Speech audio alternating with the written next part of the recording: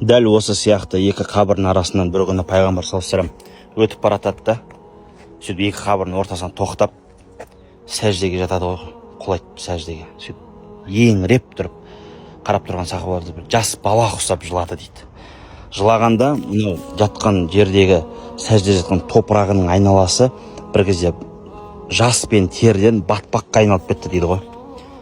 Пайғамбарымызға ешкім тиіспеді дейді. Пайғамбарымыз жатты жылап. Бір кезде торды да сәждеден отырып, екі алақанын бір-біріне тигізіп, аспанға көтеріп дұға етті дейді Алладан. Сөйтіп бетін сипап, қолын түсірді дейді. Сөйтіп да жерде жатқан шыбықты екіге бөліп сындырып, екі қабірге былайынан отырғызды дейді. Екі қабірге отырғызып, сөйтіп ары қарай кетті дейді. Пайғамбар саллаллаху алейхи вассалам біраз уақыт өткеннен кейін, есін жиғаннан кейін, Пайғамбар саллаллаху алейхи вассаламның жанына барып, сахабалар сұрайды әдетте, я Расулалла, не болып қалды бағана, осындай болды ғой жағдай деген кезде, Пайғамбар саллаллаху алейхи вассалам айтады ғой, мен өтіп баратыр едім. Екеуінің ол пайғамбарлық ерекшеліктердің біреуі, қабірдің астындағы адамды біз тірілерді қалай көрсек, қалай естісек, ол кісі Пайғамбар саллаллаху алейхи вассалам өлілерді солай көріп еститін болған.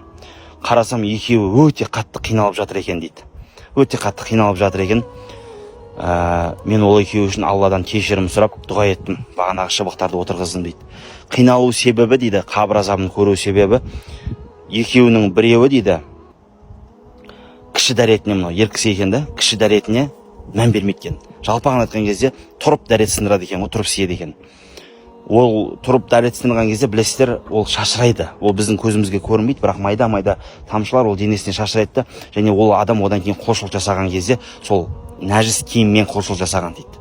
Бірінші себебі осы. Екінші жатқан адамның қабір азабының көру себебі дейді, ол мынау тіліне ие болмайтын өсек айтатын дейді. Адамның жалпы өсекші болуы үшін көрген, естігенін болды айта беру ол үшін жеткілікті дейді, өсекші болу үшін.